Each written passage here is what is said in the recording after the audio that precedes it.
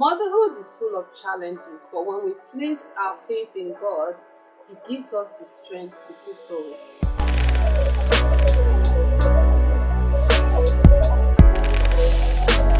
Hi everyone, welcome back to the One Life Hub. Welcome to our first video. We made it, guys! I am so happy and so excited to share so much with you guys. Yes, if you have not subscribed to the channel yet, please do subscribe to the channel just before we start, and don't forget to hit that notification bell so that you can get notified every time we share a new video. So today I want to talk about something very passionate to me, something that has helped me on this journey like I cannot do without it, and that is trusting God as a mom. So stay tuned and don't go anywhere.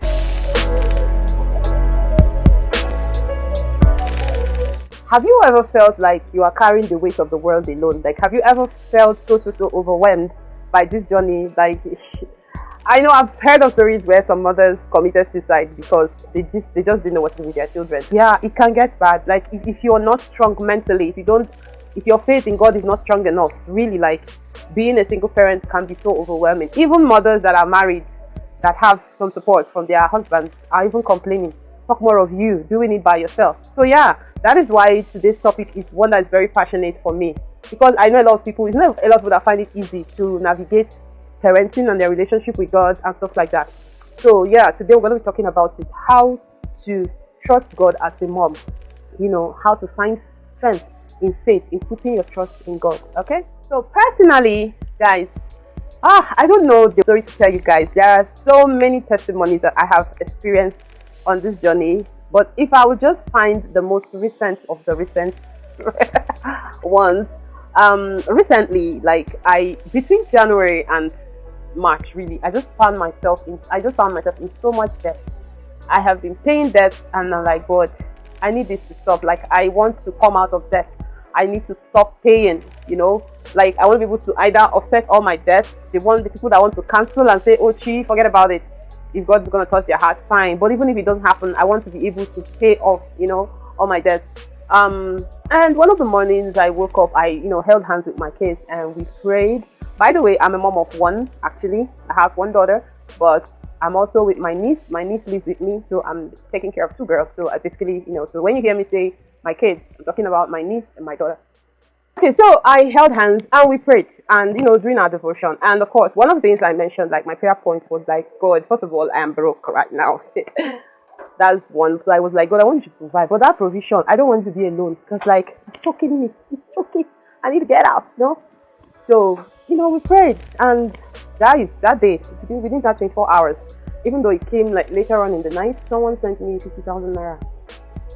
So I'm not owing anybody, so I was able to use it. I was even able to give from there. I was able to send someone.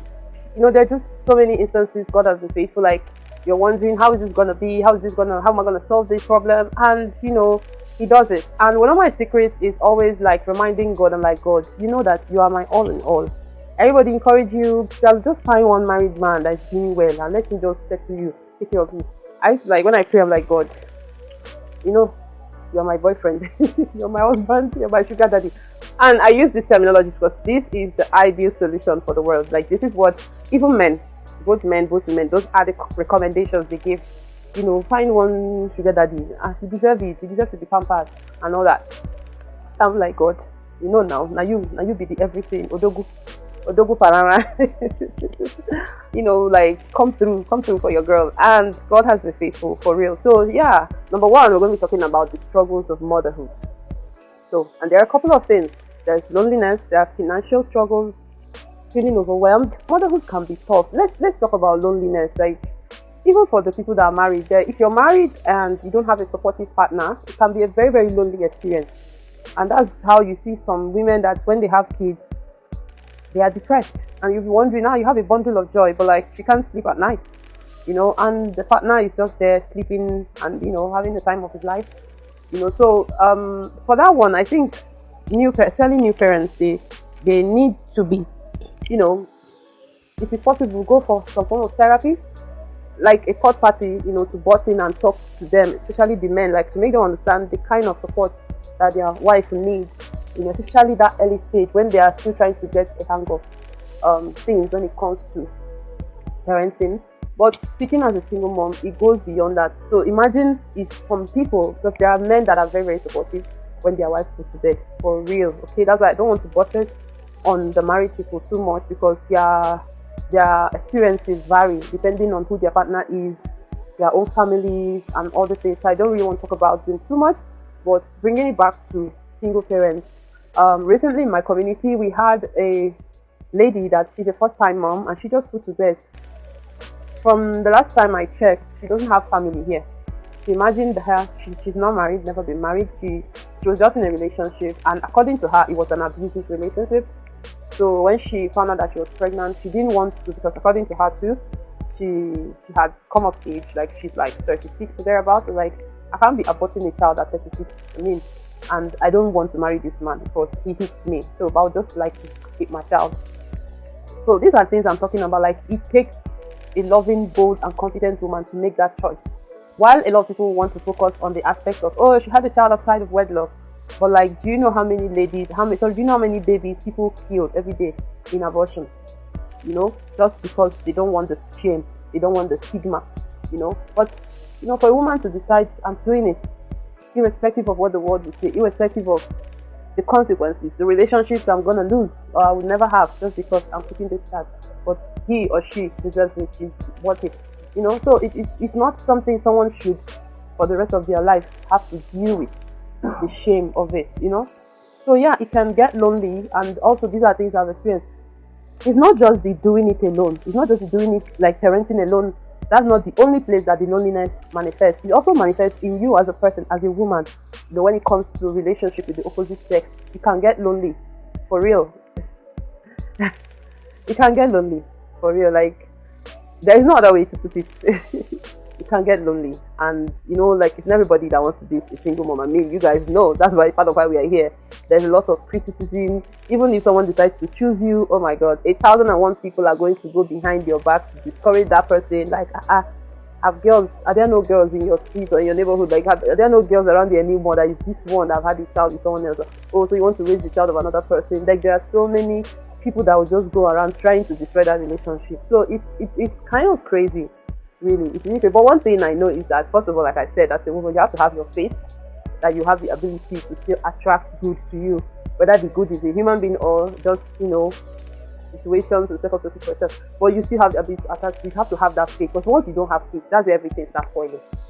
You have to have that faith that you can still attract good to you, and that's one. Then secondly, you have to be open. You have to open your heart to it for it to also happen for you. If your heart is closed and you know you're just doing crazy stuff that you feel this is where I'm at now, this is how I want to live my life, you may not be able to experience you know, just being able to love again and be with someone else. You may not be able to do that. Okay, so yeah, it gets lonely, and all the things I'm talking about them, because we're going to be looking at how we can commit all these struggles and things that we face as single parents into God's hands, and we're going to be looking at trusting God fully in this journey. Like I said earlier, all people will tell you to put your trust in man. Unfortunately, that is you will even hear it from fellow Christians. Like, they will literally, from the day one, I remember 2018, that year, it was a guy, a friend of mine, like, he was giving me a ride. We were going into town or something.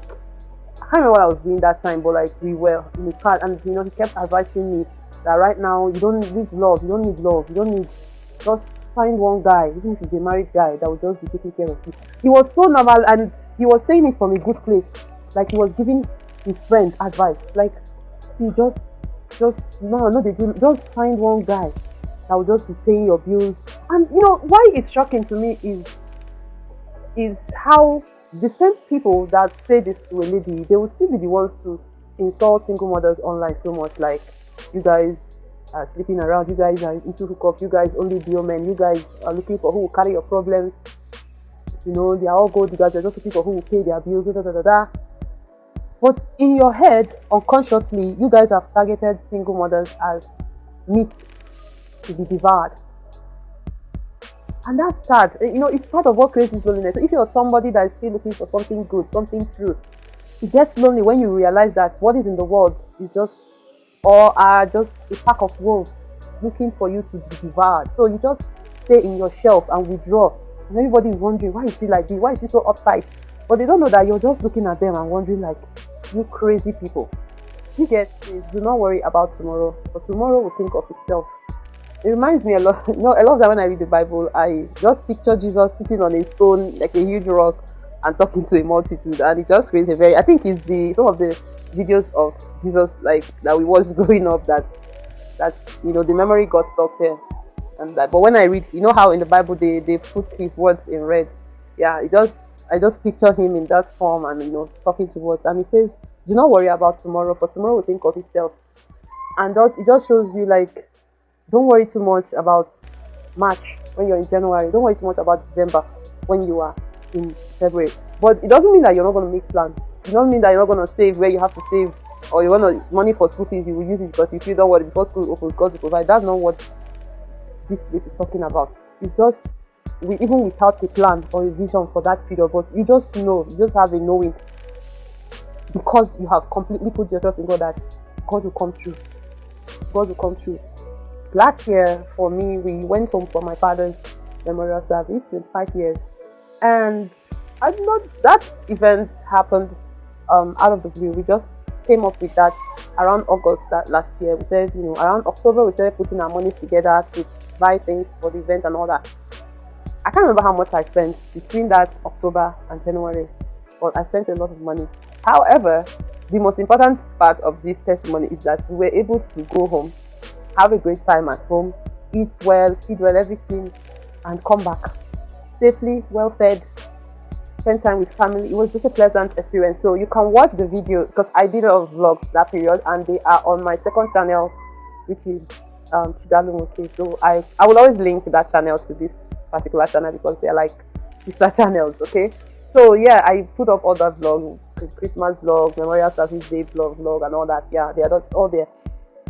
So but God has a way, because then my brother will say, "Don't worry, everything will happen. Anything will happen, And eventually we did it, and we didn't do millions, but God provided, and people came, everything. It was a success, So it's not, you sometimes you must not have a plan, but if it's something you feel has to be done, it will be done.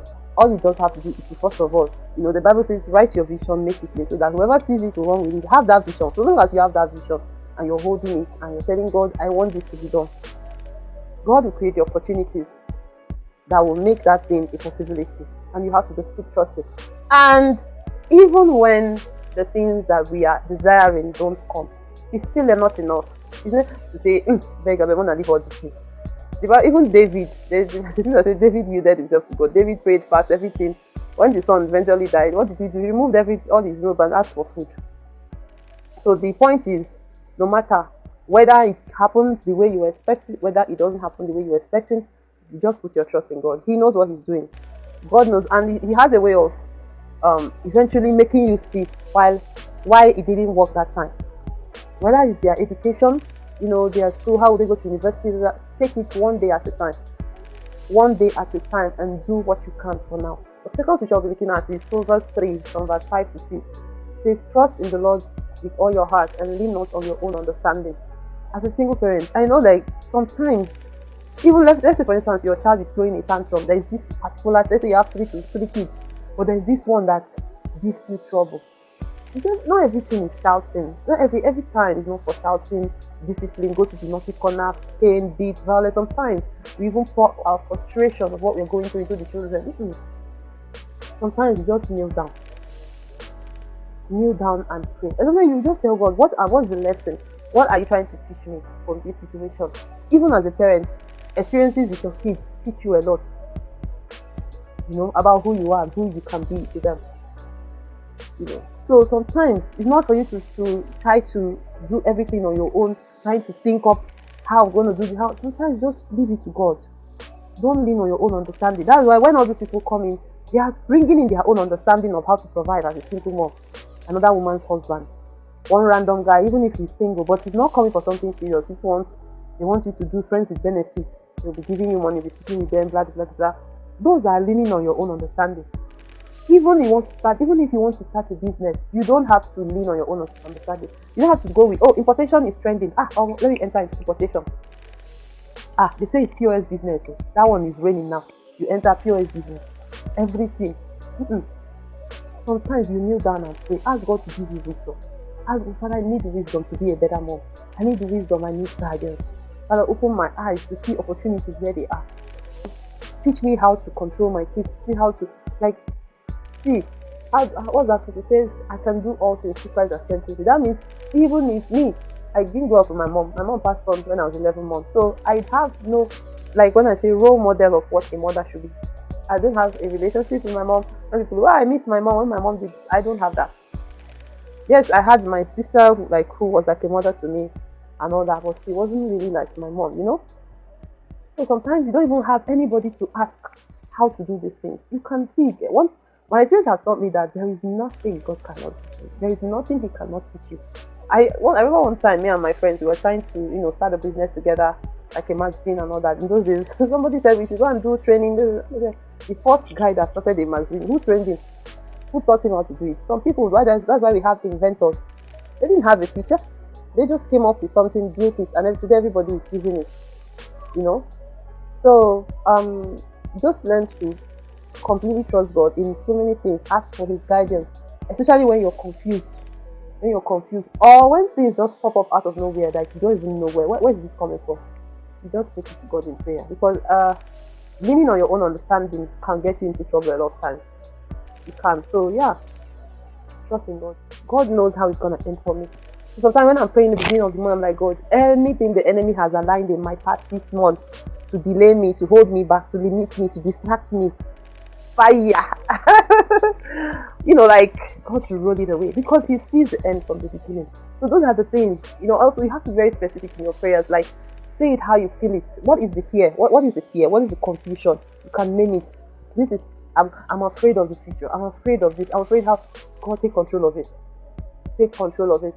Let Him take, what He does for me, how I understand this kind of prayers, before that period, which is that you're worrying about, because you have already trusted God, you have already put your hope and trust in God for that time. He will make every crooked path straight. He will make things to fall in place, to align. That when you get there, you'll be like, okay, is this what you were trying to do? God has made everything perfect for you. Okay? So yeah, God is just, He's omnipresent. He's everywhere. He's with us through it all. You just have to put your trust in Him. Don't see man or men, they will not do anything without asking for something. And then some ladies that may even do something for you. Of course, ladies may not ask you for sex, except they are gay. But the attitude, you know how women we are, attitude, they're trying to boss you around, talk to you anyhow because they feel, they are giving you something, But there are some very good ones. When they help you from the bottom of their heart, no strings attached, So yeah, but still, you don't see those people as a God. Yeah, you begin to build your life around them. No, build your life around God. Make your children to understand that God is the source. Have established the life of prayer so much that God just knows. Sometimes He will just pray for me, say, Mommy, you have money, plenty money in Jesus' name. Because He has learned, He has seen me all through the years that anytime I have a problem, we bring it to our prayer altar whenever we are doing our devotions. And when I have results, when I have testimonies, I share with them, be like, God, see what God did today. For me, what I do is to also establish faith in them so they can see that when we pray, God heard. So they will know we're not just wasting time, we're not just playing here. That when we pray, the Bible says 2 or 3, when we gather, hold hands and pray, God hears us. Hallelujah. Where I'll be safe, even if I fall, won't let gravity pull me down.